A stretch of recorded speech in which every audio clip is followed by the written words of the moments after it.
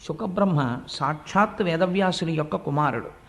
ఆయన పుట్టుక చేతనే అపారమైనటువంటి జ్ఞాన వైరాగ్యములు భక్తి కలిగినటువంటి వాడు. ఎంత వైరాగ్య భావన కలిగిన వాడంటే ఆయన మంచి నిండు యవ్వనంలో ఉన్నటువంటి రోజులలో తండ్రి గారు ఆయన్ని వివాహం చేసుకోమని అడిగారు. దేవీ భాగవతం చాలా విశేషంగా వర్ణన చేస్తుంది.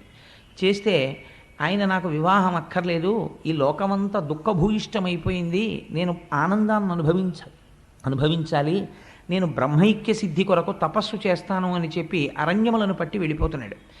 వెనక నుంచి వ్యాసుడు పుత్రుడి మీద ఉన్న కాంక్ష చేత హాపుత్ర హాపుత్ర అని అరుస్తూ వెంట వస్తున్నాడు.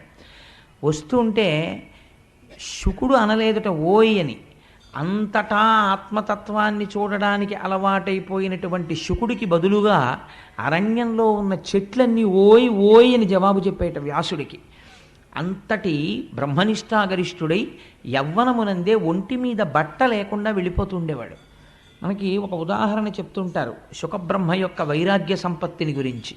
ఆయన ఒకనాడు ఒక సరోవరం పక్క నుంచి వెళ్ళిపోతున్నారు, వెనక వ్యాసుడు వస్తున్నాడు. వస్తుంటే అప్సరసలు దిగంబరలై స్నానం చేస్తున్నారు. శుకుడు వస్తున్నారు అన్నారు ఒకరు. అనేటప్పటికీ శుకబ్రహ్మ వస్తే నమస్కారం చెయ్యాలని వాళ్ళు వివస్త్రలై ఒంటి మీద వస్త్రం కట్టుకోకుండా లేచి వచ్చి శుకుడికి నమస్కరించారు. ఆయన నిండు యవ్వనంలో ఉన్నాడు. ఆయన వెళ్ళిపోయాడు. మళ్ళీ స్నానం చేస్తున్నారు. వ్యాసుడు వస్తున్నాడు అన్నారు. బట్టలు కట్టుకుని నమస్కరించండి అన్నారు. వాళ్ళు బట్టలు కట్టుకుని వ్యాసుడికి నమస్కరించారు. వ్యాసుడు ఆశ్చర్యపోయాడు. నా కుమారుడు యవ్వనంలో ఉన్నాడు, నేను వార్ధక్యమునందున్నాను, నేను వస్తే మీరు వస్త్రములు కట్టుకుని నమస్కరించారు, నా కుమారుడు వెళ్ళిపోతుంటే వస్త్రములు లేకుండా నమస్కరించారు, ఏమిటి తేడా అని అడిగాడు.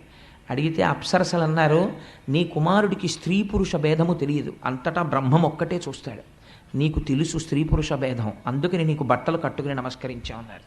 అది శుకబ్రహ్మ యొక్క వైరాగ్య సంపత్తి అంటే. శుకుడంటే ఎంత గొప్పవాడో తెలుసా అండి. అందుకే ఒక్క భాగవతం మాత్రం వేరొకరితో చెప్పించలేదు. భాగవతం చెప్పడానికి ఒక సమర్థత చూశాడు ఈశ్వరుడు. ఏమా సమర్థత అంటే, కుశ అన్నమాట మీరు వినుంటారు. కుశ అంటే దర్భ. దర్భ చేతితో పట్టుకున్నంతసేపు కర్మాచరణము చేస్తాడు. కర్మాచరణము దేని కొరకు చేస్తారంటే, కర్మ చెయ్యగా చెయ్యగా చెయ్యగా చెయ్యగా ఇంటిని తుడుచుకుని బూజులన్నీ దులుపుకున్న తర్వాత పండగొచ్చే ముందు శుభ్రపడినటువంటి ఇల్లులా మీరు భగవద్భక్తితో కర్మాచరణము చేయగా లోపల ఉండేటటువంటి మనస్సు కంటిన మాలిన్యము తొలగి ఈశ్వరుడు వచ్చి కూర్చోడానికి, సత్కర్మాచరణము పూనికతో సంతోషంతో చెయ్యడానికి కావలసినటువంటి బుద్ధి యందు ఆనందప్రదమైన స్థితి ఏర్పడుతుంది. అప్పుడు దాని వలన జ్ఞానము కలుగుతుంది. ఆ జ్ఞానము చేత మోక్షము కలుగుతుంది. అందుకని మొట్టమొదట కావలసింది సత్కర్మాచరణము. ఈ సత్కర్మాచరణము చెయ్యడం అనేటటువంటిది దర్భలతో సంబంధం. ఎప్పుడు దర్భ పట్టుకుంటాడు. అందుకని కుశ అంటే దర్భని పట్టుకున్నవాడు. తిరగేయండి శుక అంటే ఇప్పుడు ఆయనకి కర్మాచరణము లేదు. కర్మాచరణము లేదంటే ఆయన కావాలని మానినవాడు కాదు, ఆయన చెయ్యడానికి కర్మ లేనివాడు. ఈ స్థితికి వెళ్ళిపోయినవాడు. ఎందుకని నిరంతరము బ్రహ్మమునందు రమిస్తూ ఉంటాడు.